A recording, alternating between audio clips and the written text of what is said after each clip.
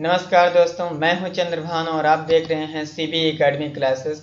दोस्तों, आज की इस वीडियोस में हम लोग डिस्कस करने वाले हैं व्यंजन। दोस्तों, इसके पहले वाले वीडियोस में हम लोगों ने स्वर पूरी तरीके से डिस्कस कर लिया होता है। स्वर क्या क्या होते हैं, कितने प्रकार के होते हैं और वो किस प्रकार से उसे हमें लर्न करना है, ये इस बारे में हम लोगों ने पूरी तरीके से इसके पिछले वाले वीडियोस में डिस्कस किया हुआ था। दोस्तों, यदि आप लोगों ने उस वीडियोस को नहीं देखा हुआ है तो डिस्क्रिप्शन बॉक्स में जा करके आप उस वीडियो को, वहाँ पे उसकी लिंक पड़ी हुई है, आप वहाँ से उस वीडियो को जा करके देख सकते हैं। तो आज की इस वीडियो में हम लोग दोस्तों डिस्कस करने वाले हैं व्यंजन। व्यंजन कितने प्रकार के होते हैं, अंत्यस्थ व्यंजन क्या होते हैं, वर्गीय व्यंजन क्या होते हैं, आगत व्यंजन क्या होते हैं, उच्चित व्यंजन क्या होते हैं, संयुक्त व्यंजन क्या होता है, उसमें या घर्षण व्यंजन क्या होते हैं, मूल व्यंजन कितने प्रकार के होते हैं। तो आज के वीडियोस में हम लोग ये डिस्कस करने वाले हैं। तो चलिए दोस्तों शुरू करते हैं। हमारा सबसे पहला टॉपिक है वर्ण। वर्ण की परिभाषा हम ये सीख लेते हैं कि पहले वर्ण किसको कहते हैं, वर्ण किसे कहते हैं। किसी भी भाषा की सबसे छोटी इकाई को वर्ण कहते हैं। इन्हीं वर्णों से शब्द का निर्माण होता है। किसी भी भाषा की सबसे छोटी इकाई को वर्ण कहते हैं। इन्हीं वर्णों से शब्द का निर्माण होता है। दोस्तों, आप जानते हैं शब्द दो चीज़ों से मिलकर बना होता है। पहला स्वर, दूसरा व्यंजन। तो स्वर क्या होते हैं दोस्तों, इसके पहले वाले वीडियोस में हम लोगों ने डिस्कस कर लिया हुआ है। आज हम लोग डिस्कस करने वाले हैं व्यंजन। व्यंजन कितने प्रकार के होते हैं और व्यंजन क्या क्या होते हैं। तो दोस्तों, व्यंजन की कुल संख्या होती है 41 इसकी संख्या होती है। व्यंजन मुख्यतः तीन प्रकार के होते हैं और मूल व्यंजन की संख्या 33 होती है। सॉरी दोस्तों, मूल व्यंजन की संख्या 33 होती है। पहला व्यंजन होता है दोस्तों वर्गीय व्यंजन, उदित व्यंजन या स्पर्श व्यंजन। ये तीनों नाम एक ही है दोस्तों, वर्गीय व्यंजन, उदित व्यंजन और स्पर्श व्यंजन। इसकी संख्या होती है 25। दूसरा व्यंजन होता है अंत्यस्थ व्यंजन, जिनकी संख्या होती है 4। तीसरा होता है उष्म या संघर्षी व्यंजन, जिनकी संख्या होती है 4। तो ये तीनों मिलाकर के दोस्तों मूल व्यंजन कहलाते हैं। मूल व्यंजनों की संख्या होती है 33। वर्गीय व्यंजन 25 प्लस अंत्यस्थ व्यंजन 4 प्लस उष्म व्यंजन 4। तो 25 प्लस 4 29, 29 प्लस 4 33। तो मूल व्यंजनों की कुल संख्या कितनी हो गई दोस्तों, 33। उसके बाद दोस्तों कुछ और भी व्यंजन हैं। आगत व्यंजन, उच्चित व्यंजन और संयुक्त व्यंजन, जो कि हमारे मोस्ट इंपॉर्टेंट हैं। और इन्हीं चीज़ों में से बार बार एग्जाम में पूछ लिए जाते हैं कि संयुक्त व्यंजन कौन सा है। सीटेट और यूपी टेट का तो मोस्ट इंपॉर्टेंट क्वेश्चन है दोस्तों, इसमें बार बार एग्जाम में पूछे गए हुए हैं। प्राइमरी एग्जाम में भी पूछे जाते हैं कि संयुक्त व्यंजन कौन कौन से हैं। इस बार 2019 वाले पेपर में भी आया हुआ था। तो चलिए दोस्तों शुरू करते हैं। सबसे पहले हैं स्पर्शीय व्यंजन, वर्गीय व्यंजन या उदित व्यंजन। स्पर्शीय व्यंजन किसे कहते हैं, जिन वर्णों के उच्चारण में वायु फेफड़े से निकलती हुई मुंह के विभिन्न भागों जैसे कंठ, तालव्य, मूर्धा, दंत, ओष्ठ से होते हुए बाहर की तरफ निकलती है, ऐसे व्यंजनों को स्पर्श व्यंजन कहते हैं। जिन वर्णों के उच्चारण में वायु फेफड़े से निकलती हुई वो मुख के विभिन्न भागों कंठ, तालव्य, मूर्धा, दंत, ओष्ठ को स्पर्श करते हुए निकले, तो ऐसे व्यंजनों को स्पर्श व्यंजन या वर्गीय व्यंजन या उदित व्यंजन कहते हैं। चलिए दोस्तों, ये जान लेते हैं कि इसे वर्गीय व्यंजन क्यों कहते हैं। एक नाम है यहाँ पे वर्गीय व्यंजन। वर्गीय व्यंजन क्यों कहते हैं, देखिए दोस्तों, इसमें पहला है का वर्ग, दूसरा है चा वर्ग, तीसरा है ट वर्ग, चौथा है ता वर्ग, पांचवा है पा वर्ग। तो 1 2 3 4 5, इसमें कुल मिलाकर के 5 वर्ग हैं और प्रत्येक वर्ग में व्यंजनों की संख्या 1 2 3 4 5। तो प्रत्येक वर्ग में व्यंजनों की संख्या भी कितनी है? 5 5। तो 5 गुणे 5 का ये वर्ग है दोस्तों, इसलिए इसे वर्गीय व्यंजन कहा जाता है। ये 5 गुणे 5 का वर्ग है, इसलिए इसे वर्गीय व्यंजन कहा जाता है। तो का वर्ग में कौन कौन से वर्ण आते हैं दोस्तों, व्यंजन आते हैं दोस्तों, ये देख लेते हैं हम लोग। का वर्ग में क ख ग घ या, क ख ग घ ड़, सॉरी दोस्तों, क ख ग घ ड़ का वर्ग में आते हैं। चा वर्ग में क्या क्या आते हैं? च छ ज झ या। चा वर्ग में कौन कौन आते हैं? च छ ज झ या। टा वर्ग में ट ठ ड ढ ड़। टा वर्ग में ट ठ ड ढ ड़। ता वर्ग में त थ द ध न। ता वर्ग में त थ द ध न। पा वर्ग में प फ ब भ म। पा वर्ग में प फ ब भ म। तो ये रहा दोस्तों वर्गीय व्यंजन का क्रम। तो कि क्या का वर्ग में कौन कौन से व्यंजन आते हैं? तो का ख ग घ ड़ हो गया। चा वर्ग में चा छ जा झ या हो गया। टा वर्ग में ट ठ ड ढ ड़ हो गया। ता वर्ग में त थ द ध न हो गया। और पा वर्ग में प फ ब भ म हो गया।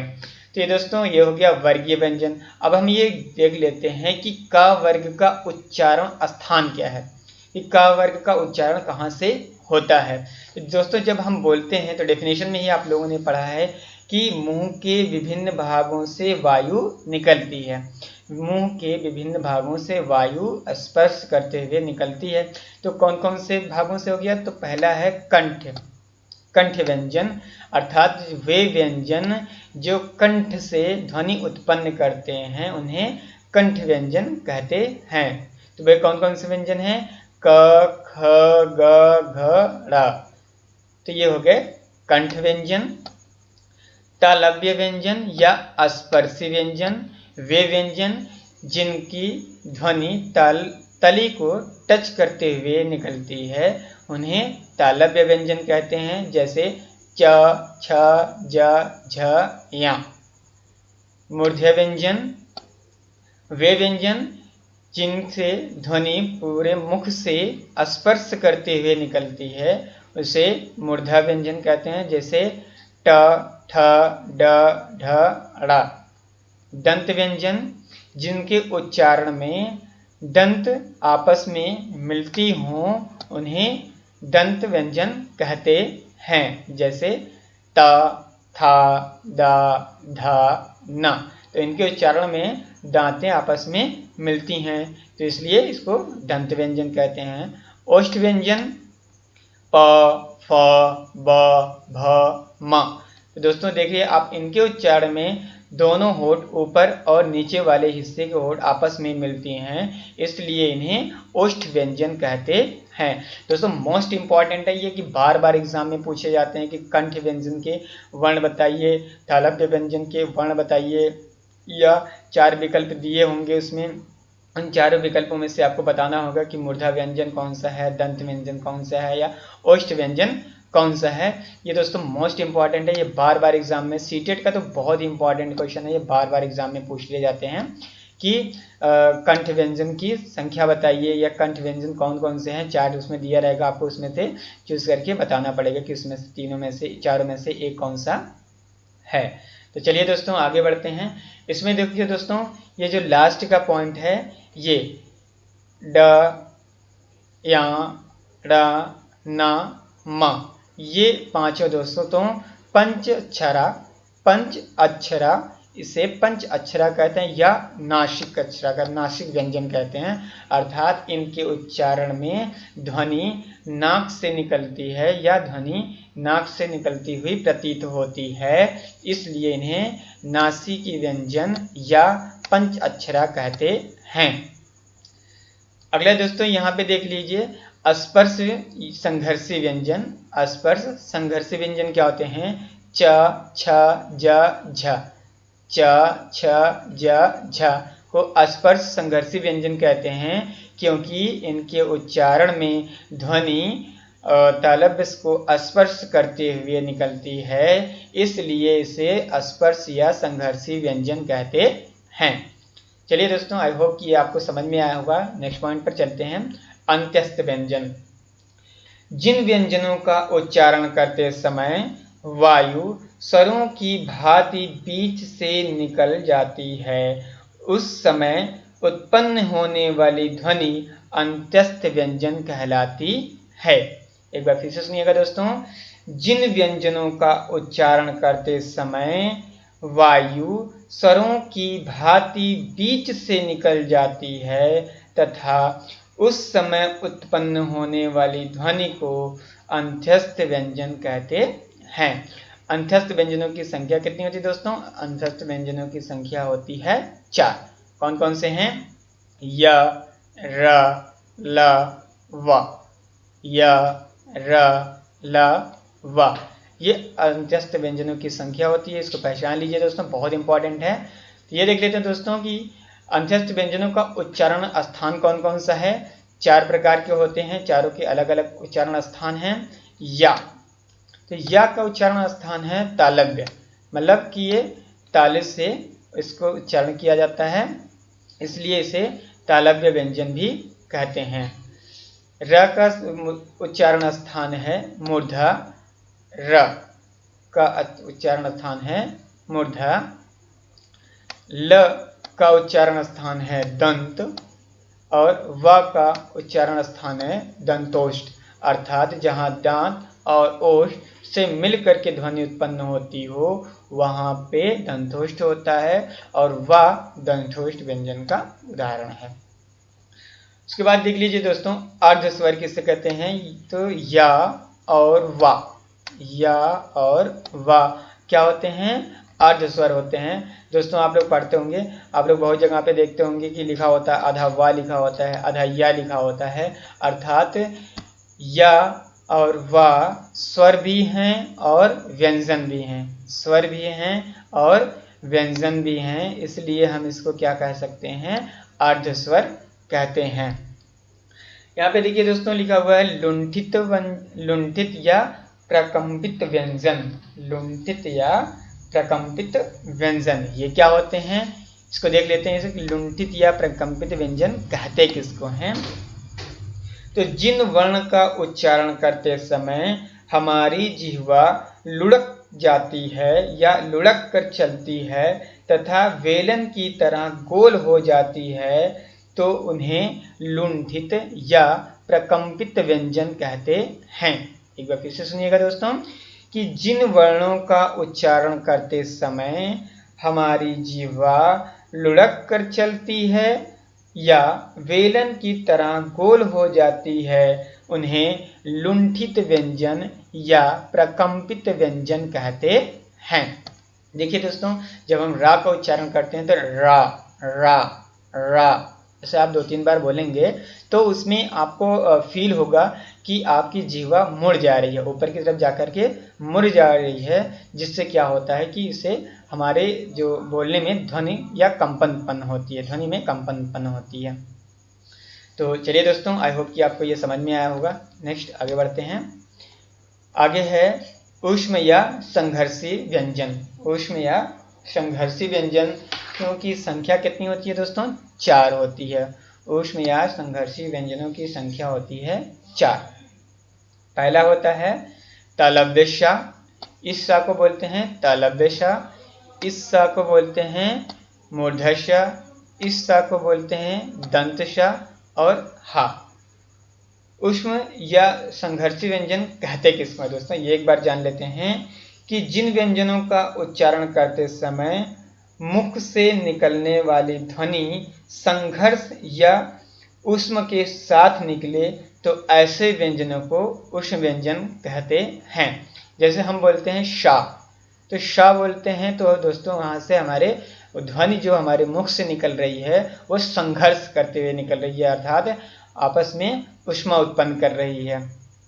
या मूर्धन्य सा बोलते हैं शा, सा, इस तरीके से इसका उच्चारण किया जाता है। दोस्तों ये एग्जाम के लिए बहुत इंपॉर्टेंट है। इस बार के टेट एग्जाम में पूछा हुआ गया था कि मूर्धन्य सा कौन सा है। तो मूर्धन्य सा दोस्तों ये आप जान लीजिए कि इस प्रकार से बना हुए सा को मूर्धन्य सा कहते हैं, इस तरीके से बने हुए सा को दंत सा कहते हैं, और इस तरीके से बने हुए सा को तालव्य सा कहते हैं। बहुत इंपॉर्टेंट है दोस्तों, ये याद रखने की जरूरत है कि वनडे एग्जाम में तो फेवरेट क्वेश्चन होता है हिंदी का, ये तो जरूर पूछ लिया जाता है। हा, कंठ, कंठ, कंकल्य, स्वर यंत्र इत्यादि नाम इसके हैं। दोस्तों आप लोग इसको याद रखिएगा, ये बहुत इंपॉर्टेंट है। चलिए दोस्तों आगे बढ़ते हैं। अगला है आगत व्यंजन। वे व्यंजन जो हमारी मातृभाषा में ना होकर के बाहर से अर्थात विदेश से लिया गया हो या अन्य देशों से लिया गया हो, ऐसे व्यंजनों को आगत व्यंजन कहते हैं, जिसको बाहर से लिया गया हो। जैसे ज, फ। तो देखिए जा और जा में बहुत अंतर है दोस्तों। यहाँ पे देखो जब हम बोलते हैं जा, तो जा में केवल इस तरीके से होता है, यहाँ पे बिंदी नहीं होती है। लेकिन जब बोलते हैं ज, तो यहाँ पे देखिए एक बिंदी यहाँ पे रख उठती है, तो इसको हम बोलते हैं ज। तो यहाँ पे देखिए जैसे एग्जाम्पल होते हैं मजा, सजा, तो इसमें एक स्पर्श संघर्ष करते हुए ध्वनि निकलती है या न का भाव निकलता है, तो उस तरीके उस जा को हम आगत व्यंजन कहते हैं। इसी तरीके से फ, फ, तो फा नहीं दोस्तों, फ। तो बोल करके एक दो बार आप प्रैक्टिस करिएगा तो आपको समझ में आ जाएगा कि आगत व्यंजन वाले जा में और जो वर्गीय व्यंजन वाले जा में कितना अंतर है, दोनों समझ में आ जाएगा आपको। एक बार नोट देखिएगा दोस्तों, यहाँ पे ये जो डॉट वाला, जिस जा के नीचे हम डॉट लगाते हैं या बिंदी लगाते हैं, इसका प्रयोग भारत में किसने किया था सर्वप्रथम? भारत में सर्वप्रथम इसका प्रयोग राजा शिव प्रसाद सितारे हिंद ने किया था। आई होप दोस्तों आपको ये समझ में आया होगा। ये बहुत इंपॉर्टेंट है, एक बार यूपीएसआई के एग्जाम में पूछा हुआ गया था कि डॉट जो जा है, इसमें जो डॉट लगाने की प्रथा है सबसे प्रथम भारत में किसने स्टार्ट किया हुआ था? तो ये याद रखिएगा दोस्तों कि राजा शिव प्रसाद सितारे हिंद ने आगत व्यंजन जा और फा का प्रयोग सर्वप्रथम भारत में किया था। आई होप दोस्तों आपको समझ में आ गया होगा। नेक्स्ट आगे बढ़ते हैं। उपचित व्यंजन। उपचित व्यंजन किसे कहते हैं? जिन व्यंजनों का उच्चारण करते समय हमारी जिह्वा किसी अन्य भाग को सिकोड़ते हुए या किसी अन्य भाग को जोर से फेंक दे, तो ऐसे व्यंजनों को उच्चित व्यंजन कहते हैं। एक बार फिर से सुनिएगा दोस्तों। जिन व्यंजनों का उच्चारण करते समय हमारी जिह्वा या किसी अन्य भाग को सिकोड़कर किसी अन्य भाग की ओर जोर से फेंके, तो ऐसे व्यंजनों को उपचित व्यंजन कहते हैं। जैसे इसका उच्चारण स्थान करते हैं ड, ढ, ड नहीं दोस्तों। एक आप लोगों ने वर्गीय व्यंजन में पढ़ा होगा ड, ढ, लेकिन वहां नहीं, ड, ढ। ऐसा लगता है कुछ फेंकते हुए फील हो रहा है, जैसे कुछ सिकोड़ा हुआ फेंकता हुआ फील होता है, इस तरीके से इसका उच्चारण करते हैं। और इसके दोस्तों अन्य नाम है द्विगुण व्यंजन। देखिए दोस्तों यहाँ पे द्विगुण व्यंजन थोड़ा सा मिस्टेक लिखा हुआ, आप लोग सुधार लीजिएगा। द्विगुण व्यंजन या ताड़न जात व्यंजन, ताड़न जात व्यंजन इसका अन्य नाम है। उपचित व्यंजन का अन्य नाम है द्विगुण व्यंजन या ताड़न जात व्यंजन। एक बार यूपीएसआई के एग्जाम में भी पूछा हुआ दोस्तों कि ताड़न जात व्यंजन कौन कौन से हैं, तो एग्जाम्पल में दिया हुआ था, तो एक विकल्प में ये दोनों था। तो जान लीजिए दोस्तों, इस तरीके से पूछ लिया जाता है कि ताड़न जात व्यंजन क्या होते हैं। तो ड, ढ, ऐसे जोर से एक फोकस करते हुए हम इसका उच्चारण करेंगे तो बहुत आसानी से इसको सीख जाएंगे हम लोग। चलिए दोस्तों आगे बढ़ते हैं। नेक्स्ट में संयुक्त व्यंजन। संयुक्त व्यंजनों की संख्या होती है 4। ये इंपॉर्टेंट है दोस्तों, ये भी यूपी टेट और सी टेट का मोस्ट इंपॉर्टेंट क्वेश्चन बन जाता है। इसमें दे दिया जाता है और 4 विकल्प बना दिए जाते हैं, दोनों को जोड़कर जोड़ने का संधि करने के लिए बताया जाता है कि कौन सी संख्या, कौन कौन से वर्ण से कौन सा व्यंजन बनेगा। तो देखिए दोस्तों, छ, का और शा, का और शा से मिलकर बनता है छ। त्रिक, त्रा आधा ता है और रा दोनों मिलकर के त्रा बनता है दोस्तों। आधा जा और या मिलकर के बनता है ज्ञा दोस्तों। श्रा में आधा जा शा और रा मिलकर श्रा बनता है दोस्तों। ये आप याद रखिएगा और इसको आप लोग नोट कर लीजिएगा कहीं पे, क्योंकि बहुत इंपॉर्टेंट है। सीटेट का और यूपी टेट का तो मोस्ट इंपॉर्टेंट कैटेगरी है ये दोस्तों। यहाँ से तो बार बार क्वेश्चन उठा लिए जाते हैं। अपन सॉल्व उठाएंगे वहाँ पे हर पेपर में लगभग एक क्वेश्चन तो आपको जरूर मिल जाएगा हर ईयर में, चाहे वो जूनियर लेवल का हो चाहे प्राइमरी लेवल का हो, एक क्वेश्चन आपको यहाँ से जरूर मिल जाएगा दोस्तों। चलिए आगे बढ़ते हैं दोस्तों। अयोग्यवाह, अयोग्यवाह कौन कौन से होते हैं? अंग और आहा को अयोग्यवाह कहते हैं। अंग और आहा को अयोग्यवाह कहते हैं। अगला है दोस्तों अर्ध अनुनासिक। अर्ध अनुनासिक ये दोस्तों विदेशज शब्द जो होता है इससे आगत होता है। इसकी ये हमारे यहाँ नहीं था, बस ये ले लिया गया है, फॉरेन से ले लिया गया है। अर्ध अनुनासिक विदेशज या आगत, जैसे दोस्तों हम लोग लिखते हैं डॉक्टर। डॉक्टर में देखते हैं यहाँ पे एक साइन बना होता है, इस तरीके से चांद की तरीके से साइन बना होता है, इसी को बोलते हैं अर्ध अनुनासिक। यहाँ हमने डॉक्टर का जो साइन है, ये हमें पूरा डॉक्टर तो लिखा नहीं है, बट डॉक्टर का साइन इतना ही पढ़ा जाता है दोस्तों। तो इसमें ये पूरा वाला नहीं, ये केवल ये हिस्सा जो लिखा हुआ है, ये हिस्सा केवल जो बना हुआ है, इसी हिस्से को अर्ध अनुनासिक कहा जाता है। जब देखते हैं दोस्तों हम लोग कोई शब्द लिखते हैं, उस शब्द में ऊपर की तरफ इस तरीके से चांद की तरह बना होता है, तो जो मात्रा होती है वो अर्ध अनुनासिक की मात्रा होती है। अनुनासिक दोस्तों, अनुनासिक होता है ये चांद की तरह बन करके बीच में ऐसे ये बिंदी बनी होती है, तो इसको हम अर्ध अनुनासिक पढ़ते हैं। जैसे एग्जाम्पल अगर हम पढ़ते हैं तो आँख, अगर आँख आप लिखते हैं तो कैसे लिखते हैं? इस तरीके से लिखेंगे, बड़ा आ और उसके बाद चंग की बूंदी, यहाँ पे लगाएंगे डॉट और उसके बाद लिखेंगे खा। तो दोस्तों इस तरीके से आप लिखते हैं आँख। तो देखिए दोस्तों इसमें जो व्यंजन का उपयोग हो रहा है, जो मात्रा का उपयोग हो रहा है, इस तरीके से इसे हम कहते हैं अनुनासिक। याद रखिएगा दोस्तों, ये बहुत इंपॉर्टेंट है। स्वर, अनुस्वर नहीं होता दोस्तों, देखो अनुस्वार होता है, तो यहाँ पे वा पे आ की मात्रा होती है, अनुस्वार होता है। और अनुस्वार का सिंबल होता है दोस्तों इस तरीके से, चंकी बिंदी, जिस तरीके से बिंदी बनी होती है, ये अनुस्वार का सिंबल होता है। और यहाँ पे अंक समझाने के लिए अंक का बना दिया हुआ है, तो ये अनुस्वार होता है।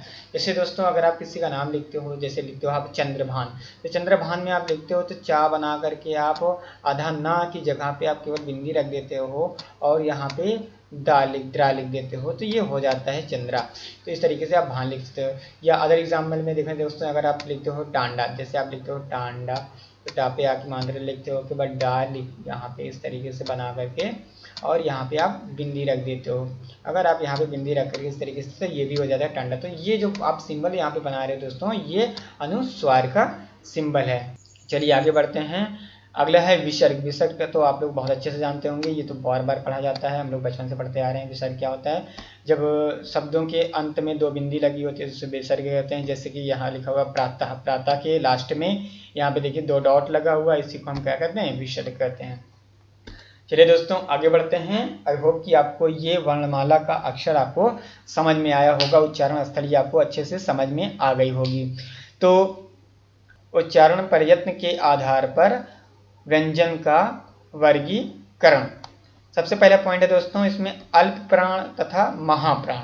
अल्प प्राण और महाप्राण हम देखते हैं। अल्प प्राण किसे कहते हैं? कि पहला पॉइंट है अल्प प्राण, जिन वर्णों का उच्चारण करते समय वायु कम वायु, जिन वर्णों का उच्चारण करते समय कम वायु मुख से बाहर निकले उन्हें अल्प प्राण कहते हैं। जैसे प्रत्येक वर्गीय व्यंजन का पहला, तीसरा और पांचवा वर्ग, वर्गीय व्यंजन का पहला, तीसरा, पांचवा वर्ग जो होता है अल्प प्राण होता है, क्योंकि इनके उच्चारण में हम ध्वनि कम निकलती, हवा कम निकलती दोस्तों, वायु कम निकलती है। तो अगला पॉइंट है दोस्तों महाप्राण, जिन वर्णों का उच्चारण करते समय अधिक वायु मुख से बाहर निकले उन्हें महाप्राण कहते हैं। महाप्राण दोस्तों वर्गीय व्यंजन का दूसरा तथा चौथा वर्ण होता है तथा शेष उसमें व्यंजन शा शा शा हा ये महाप्राण होते हैं। तो हम देख लेते हैं दोस्तों कि महाप्राण अल्प प्राण क्या होते हैं, महाप्राण क्या होते हैं। जैसे वर्गीय व्यंजन का पहला, तीसरा और पांचवा वर्ण अल्प प्राण होता है तथा वर्गीय व्यंजन का दूसरा और चौथा वर्ण महाप्राण होता है। देख लेते हैं दोस्तों कौन कौन से हैं इसमें, जैसे क, ड, ढ, च, ज, य, ट, ड, न, ण, त, द, न, पा, ब, म, य, र, ल, व, य, र, ल, व। ये दोस्तों इतने हमारे क्या होते हैं, ये अल्प प्राण हो गए। महाप्राणों की संख्या देख लेते हैं, दूसरा और चौथा वर्ग, दूसरा और चौथा ख, घ, छ, झ, ठ, ड, थ, ध, फ, भ, श, सा, सा, ह। तो ये तरह दोस्तों अल्प प्राण और महाप्राण। आई होप दोस्तों आपको समझ में आया होगा। आगे बढ़ते हैं, घोषत्व के आधार पर व्यंजन का वर्गीकरण।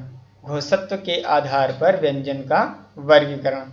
घोष तथा आघोष। घोष क्या होते हैं, जिन वर्णों का उच्चारण करते समय स्वर तंत्री में कंपन न हो, जिन वर्णों का उच्चारण करते समय स्वर तंत्री में कंपन न हो उन्हें आघोष वर्ण कहते हैं।